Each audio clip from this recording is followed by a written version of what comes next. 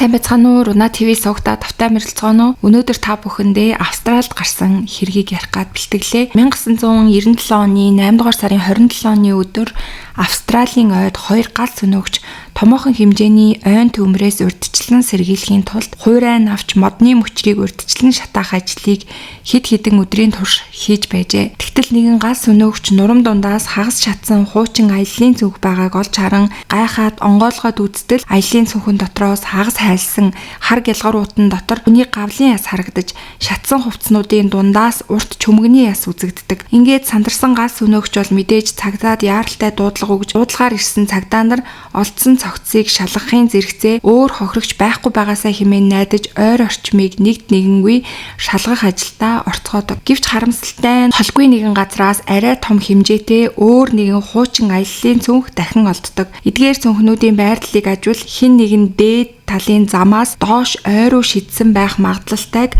харуулж исэн. Өрдөн байцаагчдын шалгалтын үр дүнд 2 аяллаа цүнхэн дотроос насанд хүрсэн эмэгтэй 3 орчим настай байх магадлалтай эрэгтэй хүүхэд мөн түүнээс ч жоохон байх магадлалтай эмэгтэй хүүхдийн цогцос олддог. Энэхүү зочирдом хэрэг тэр шөндөө бүс нутгийн мэдээгээр цацагдж цагдаа нар үхлийн шалтгааныг тогтоохоор задлан шинжилгээ хийсэн боловч ясны гэмтэл, утганы шарах зэрэг гадны ил харагдах гэмтлийн мөр олдоогүй. Гэвч 3 хохирогч бүгдийг нь толгойд гялгар ут углаж хүзүүгээр нь чанга боосон байснаас үзвэл үхлийн шалтгаан нь амьсгал боогдолт байсан баха гэж үздэг. Мөн 2 гар хөлийг нь нэг уяагаар хамттан боосон байдал нь нэг хүний үйлдсэн хэрэг байх гэсэн таамаглалыг төрүүлдэг. Гэвч цогцснууд аль хэдийн ясцсан байсан тул хэн болохыг нь тогтооход нэлээд хүндрэлтэй байсан. Хохирогчдын эд мөрний баримтад шүүх эмнэлгийн шинжилгээ хийж байх хооронд хүнд гэмт хэрэгтэй тэмцэх хилцсэн мөрдөгчд юуны төрөнд тухайн бүс нутагт сургаггүй алга болсон хүмүүсийг шүүж эхэлдэг. Ингээд олон тооны сургаггүй алга болсон өргөдлүүд дундаас ойролцоогоор 10 сарын өмнө Сидней хотын Иствуд дүүрэгт бүртгэгдсэн хэргийг олж харцгаадаг. Сургаггүй алга болсон хүмүүс нь 31 настай эмэгтэй Сьюзен Пак, 3 настай хүү Эндрю, 18 сартай охин Эйми нар байсан. Мөрдөгчд энэхүү сургаггүй алга болсон тухай өргөдлийг гаргасан Майра гэх хүнийг цагдаагийн хилцс рүү яаралтай дуудацгаадаг. Тэгээд түүнд 2 аяллаа цүнхнээс олдсон хувцас хунаар эд зүйлсийн зургийг үзүүлтэл Майра тэдгээр хувцснуудыг Сьюзених мөн болохыг, мөн хамт олдсон бамбрууш нь эмээгийнх нь хүүхдүүдтэй авч өгсөн тоглоом мөн гэдгийг батлан таньдаг. Хохирогч Сьюзен Пак нь болохоор хятад цагаач байсан бөгөөд авгийнхаа ажилуулдаг Бристбен хотын ресторанд зөөгч хийж байгаад 1991 онд гэр бүлийнхэнтэйгээ тус ресторанд хооллохоор ирсэн Солонгос хүн болох Пак Сон хүнтэй танилцж үерхэж улмаар гэрэлцгээсэн байгаа.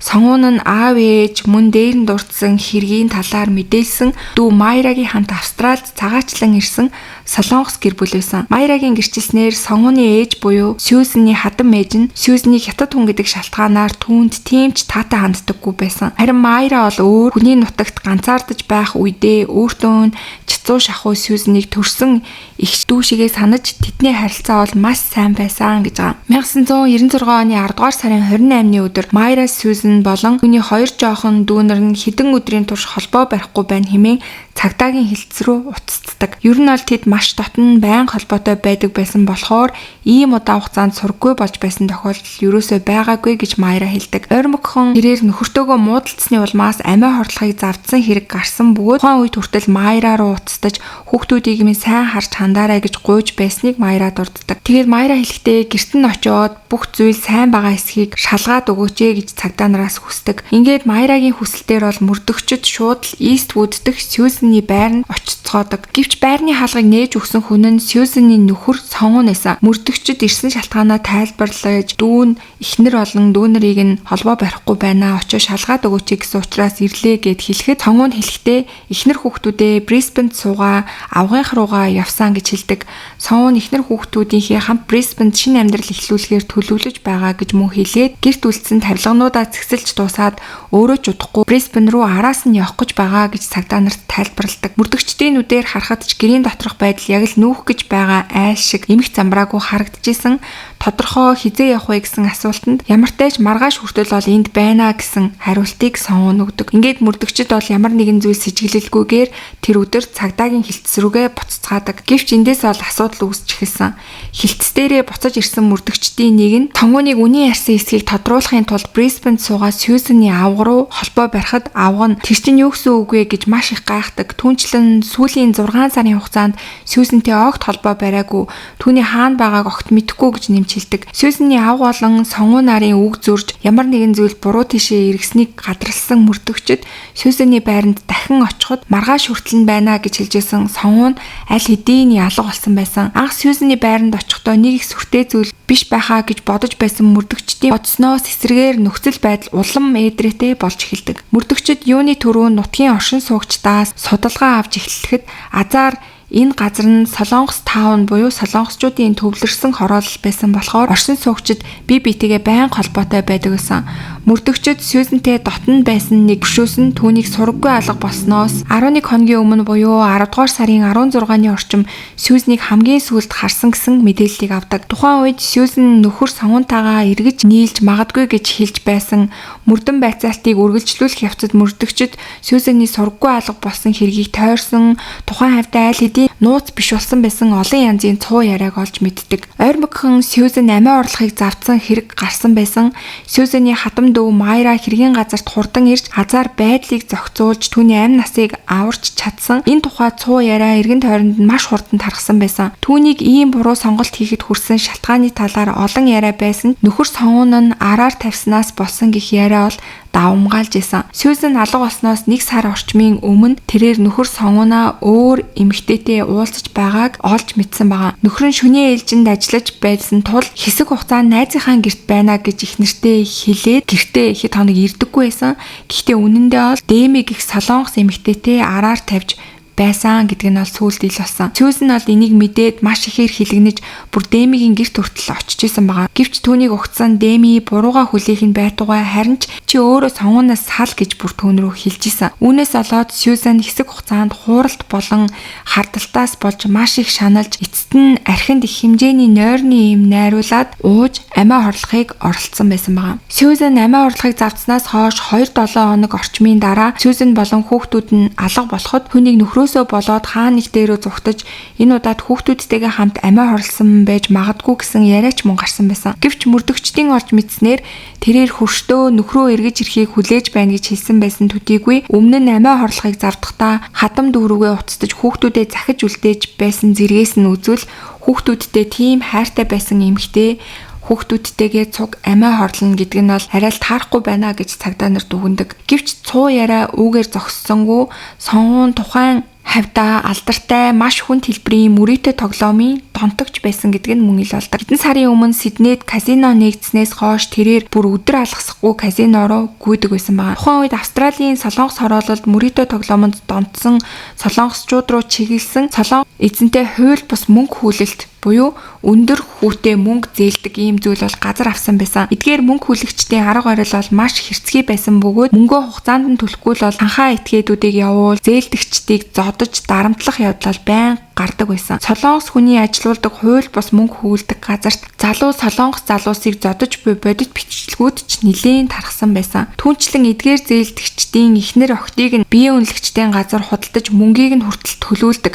Эсвэл боломжгүй тохиолдолд дотор эрхтний 8-нд оруулж амиа алдахад хүргэдэг тохиолдлууд хэд хэд гарсан байсан. Тиймээс нутгийн иргэд Сонгууныг өрнөөс болоод Сьюзан болон хүүхдүүд нь худалдагдчихсан эсвэл хулгайлагдсан байх магадлал өндөр байж магадгүй юм шүү гэж цагдаа нарт хэлдэг.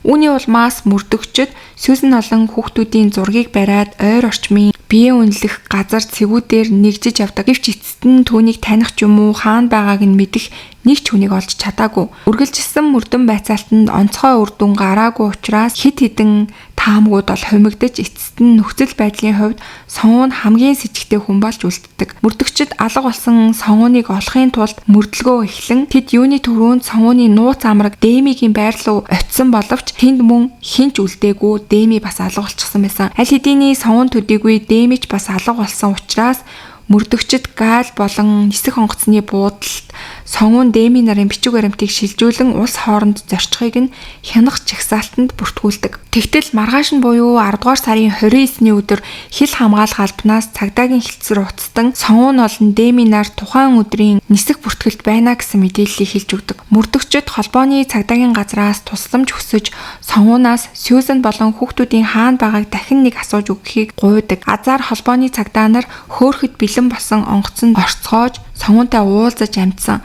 Эхнэр хүүхдүүд чинь хаана байна вэ гэж холбооны цагдаа түүнээс асуухад сонгуун өмнө нь хэлсэн штэ гэр бүлийнхэн маань Брисбенд байгаа гэж хэлдэг. Тэгээд өөрөө одоо Солонгост байгаа хамаатных нь хүний бие өвдсөн учраас яаралтай Солонгос руу явж байгаа бөгөөд буцаж ирэх тул тэр үед дахин ярилцъя гэж цагдаа нарт хэлдэг. Үнэхээр ч түүнд Сидней рүү буцаж ирэх тийз байсан. Цагдаа нар онгоцыг дахин саатуулах боломжгүй байсан болохоор сонгууныг цагдан хорих тодорхой үндэслэл баримт байгаагүй тул эцэст нь түүнийг явуулахаас өөр аргагүй болдог. Ингээд сонгуун Сиднейг орхиж Солонгос руу ниссэн. Сонгуун Сиднейгээс явсны дараа мөрдөгчид Сьюзений байранд нэгжлэг хийх зөвшөөрөл аваад ороход байрны дотор тал нь мөрдөгчдийг хэд хоногийн өмнө очиход байсантай яг адилхан байсан. Гэвч гэрт Сьюзен болон хүүхдүүд амь насаа алдсан гэх ямар ч мөр баримт байгаагүй. Үргэлжлүүлэн Дэмитэй хамт байсан болохоор Дэмигийн байрыг ч нэгдсэн боловч үр дүн нь мөн л адилсан. Мөрдөгчид Сьюзений банкны гүйлгээг шалгаж үзэхээр шийдэж түүний сураг гарах жижиг сэжүүрийг олж чаддаг. Сьюзен Commonwealth банкнд данстай байсан бөгөөд 10 дугаар сарын 24-ний өдөр дансны гүйлгээ хийгдсэн нь батлагддаг. Банкны тээллэрээр дамжуулан түүний данснаас $300, мөн хүүхдүүдийнх нь хадгаламжийн данснаас $400 бэлнээр гаргаж авсан гэдэг нь ил болдог. Тэгэхээр энэ нь болохоор Сьюзен болон хүүхдүүд алга болсноос 7 хоногийн дараа банкнаас тэдний данснаас мөнгө гарсан гэсэн үг байна. Мөрдөгчид банкны тээллэрээс мөнгө авсан хүн нь яг ямар хүн байсан бэ гэдгийг баталгахын тулд банкны хяналтын камерын бичлэгийг авахыг шаарддаг. Гэвч хачирхалтай нь мөнгө гаргаж авсан банкны салбар нь Eastwood биш харин Ashfield байсан. Ashfield гэдэг нь болохоор сонгууны нууц амраг Дэмигийн амьдардаг бүс нутаг байсан. Төд удалгүй хяналтын камерын бичлэгийг хүлээж байсан мөрдөгчид рүү нэгэн мэдээлэл ирдэг. Мэдээлэл өгсөн хүн нь Сьюзентэй дотн байсан хөршин байсан. Сонгуун Сьюзений байранд байсан 28-ны өдөр алга болохынхоо өмнөхөн хогийн савнд хэд хэдэн удаа цаас хэрэггүй зүйлс хайж байгааг нь харсан гэж тэр хэлдэг. Мэдээлэл өгөгч тухайн үед зүгээр сонгуун хогоо хайж байгаа юм бахтаа гэж бодсон. Ингээд цагдаа нар байн ирж Сьюзенийг хайсны дараа тэр бодож үзээд энэ нь нэлийн с ิจ гтэй санагдсан учраас цагдаагийн газар руу уцтаж байна гэж хэлдэг. Мөрдөгчид түүний хэлсний дагуу очиж хогийн савыг нэгжсэний эцэст сонгууны нэр дээр ирсэн машин түрээсийн компани бичиг баримтыг олж чаддаг. Мөрдөгчид шууд машин түрээсийн компани руу очисон. Тэгээд сонгуун өнгөрсөн 10 сарын 19-ний өдөр машин түрээссэн баримтыг нь олж тогтоодог. Энэ нь Сьюзен хөрштөө хамгийн сүүлд харагдсанаас 2 хоногийн дараа болсон явдал байсан. Машин нь хараахан буцааж өгөгдөөгүй. Машин түрээсийн ажилт нь тухайн өдөр сонгуун нэг Аз эмэгтэйтэй хамт ирсэн гэж хэлдэг. Энэ үгэнд нь мөрдөгчид ажилтнанд Сьюзений зургийг үзүүлэхэд ажилтан энэ эмэгтэй мөн хэмээн маш итгэлтэй хэлдэг. Хэрвээ энэ ажилтны хэлж байгаа үнэн бол хараахан буцааж өгөөгүй байгаа түрээсийн машинд сургаггүй алга болсон Сьюзен болон түүний хүүхдүүдийн мөр үлдсэн байх магадлалтай нөхцөл байдал үүсдэг. Ингээд мөрдөгчид яаралтай тухайн машиныг эрен сурвалжилж онгоцны буудлын зогсоолд тус машин тавигдсан байхыг олоод шалгаж үзсэн боловч харамсалтай нь Сьюзен болон хүүхдүүдийн талаар ямар нэгэн сэжүүр машин дотроос мөн л олдоогүй. За ингэж явах хооронд бол банкнаас явуулсан хяналтын камерын бичлэг ирдэг. Бичлэг дээр мөнгө гаргаж авсан хүн нь Сьюзен биш харин сонгууны нууц амраг Дэми гэдэг нь бол тодорхой харагдчихсан. Мөрдөгчид тухайн өдөр Дэмигийн бүгэлсэн мөнгө авах хуудас болон хүүхдүүдийн данс хаалгах хуудсыг шүүх эмнэлгийн лаборатори руу явуулдаг. Чихийн хийв шалгасан үр дүнд хуудсан дээрх гарын үсэг Сьюзений гарын үсэгтэй таарахгүй байсан бөгөөд баримт бичгүүдээс сонгууны хурууны хээ мөн илэрдэг. Ашрамд дуртахад сонгууны хурууны хээ гэмт хэрэгтнүүдийн мэдээллийн санд байсан шалтгаан нь өмнө нь тэрээр Луврын хэрэгт холбогдож байсан болохоор цагдаа нар тухайн үед түүний хурууны хээг авч үлдсэн байсантай холбоотой байсан. За ингээд юутай ч гэсэн энэ баримтаар бол мөрдөгчид Сьюзен болон хүүхдүүдийн алга болсон хэрэгт сонгуун болон Дэми нар шууд холбоотой гэсэн нотлох баримтыг бол олж авч чадсан. Гэвч мөрдөгчдийн хувьд тайлагдахгүй байсан нэгэн асуулт нь машин түрээсийн ажилтны гэрчийн мэдүүлэг байсан. Түрээсийн машинаас Сьюзений мөр огт олдоогүй. Юунаас ч илүү сонгууны явсан замуудад Дэми хамт байсан тул тухайн үед Сьюзен хамт явсан гэж үзэхэд бол хэцүү байсан. Мөрдөгчид дахин машин түрээсийн ажилтан дээр очиод тус бүр өөр 16 ширхэг Аз эмэгтэйгийн зургийг үзүүлээд тухайн үед харсан эмэгтэйгээ олж заахыг дахин нягтлж үздэг. Тэгтэл ажилтан нэг эмэгтэйг сонгосон бөгөөд зураг дээрх эмэгтэй Сьюзан биш, Эми байсан. Тэгэхээр ажилтан адилхан Аз царайтай байсан болохоор анх ганцхан Сьюзаны зургийг харуулхад мөн байна гэж андуурсан байсан гэсэн үг. Үүний дараа хэдэн өдрийн турш ойр орчмын шалгалтыг дуусгасан мөрдөгчд цоон 10 сарын 27-ны өдөр хүртэл Сьюзаны байранд байж чадах чинээгээрээ мөнгө цуглуулахыг хичээж байсныг нь тогтоодог. Тэрээр бүр Сьюзаны төлсөн том хүүхдийнхээ цэцэрлэгийн төлбөр болох ердөө $50 хүртэл буцааж авах боломжтой эсхийг цэцэрлэгээс нь асуусан байсан нь илэрдэг. Мөн Сьюзаны үнэт эдлүүд бүгд Ламбарданд тавигдсан, үр дүнд нь түүний цуглуулсан мөнгө бол $2225 байсан. Ингээд мөрдөн байцаалт сонгуун Дэми нарыг олж чадалгүй зогссон боловч мөрдөгчд тэднийг мөрдөхөө ол зогсоогоогүй Интерполоор дамжуулан эрен сурвалжилж байсан нөхцөл байдалтайсан. За тийм үүнээс хойш бол цаг хугацаа өнгөрч 10 сарын дараа Сьюзан болон хүүхдүүдийн цогцос ой модноос олдсон. Чүүх эмнэлгийнхэн аяллаа цүнхнээс гарсан эд мөрний баримтуудыг өдөр шөнөгүй шалгаж аллагын хэргийн сэжүүр болох зүйлсийг хайж эхэлдэг. Тэгэхэд баг охин Эмигийн цогцос байсан газар Гялгар уутнаас үйлдвэрийн дугаарыг нь олж тогтоож чаддаг. Энэ дугаараар дамжуулан уут нийлүүлэгдсэн дэлгүүрийг мөн олж чадсан бөгөөд дэлгүүрийн ажилтнуудаа Сьюзан бол маш олон удаа ирдэг байсан үйлчлүүлэгч мөн гэдгийг нь баталж мэдэж чаддаг. Мөн түүний байрны гал тогооны шүүгээнд үүнтэй яг ижилхэн уутнууд дүүрэн байсан. Тэгээд эцэст нь Сьюзан болон хүүхдүүдийг Сьюзаныг байранд хөнөөснийхөө дараа Гялгар уутанд гэртэн байсан Гялгар уутанд хийж аяллаа цүнхэнд хийж зөөвөрлөн ойд хайсан байна гэсэн таамгийг бол цагдаа нар гаргасан. Ингээд дараа оны 5 дугаар сарын 17-ны өдөр эцэст нь сонгууныг Солонгос цагдаа нар бол баривчилж чадсан.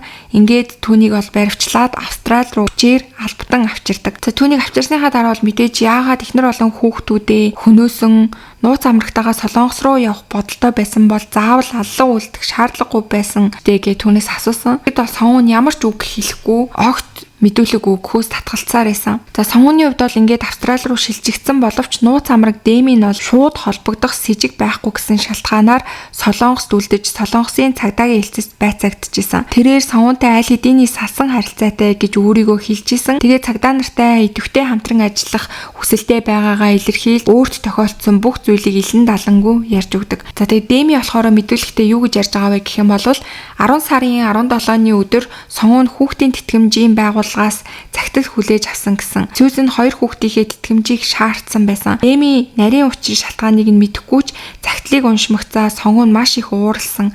Удалгүй Сьюзан руу очиж уулзах хэрэгтэйгээд гэрээс гараад явсан. Тэгээд шөнийн 3 цагийн орчимд түүнээс дуудлага ирээд одоо бүх асуудал шийдэгдчихсэн, бүх зүйл зүгээр болно гэж надад хэлсэн. Тухайн үед би зүүн сонгороо юу болсныг таамагласан. Удалгүй сонгуун гэртээ буцаж ирээд шууд хүүхдүүдийн данс хаалгах өргөдлийн хуудсыг бүгэлсэн. Маргааш нь сонгуунтай хамт машин түрээсийн газарт би очиж машин авсны дараа Сьюзаны байр руу явсан. Түүнийг машинд хүлээж байх хооронд сонгуун гэрээс 2 том аяллаа цүнх авч бууж ирсэн бөгөөд үүнийг машинд татсны дараа Ватаган цэцэрлэгт хүрээлэн рүү явсан. Тэнд очиод машинаа түр зогсоож аяллаа цүнхнүүдийг замын доод талын ой руу шидсэн.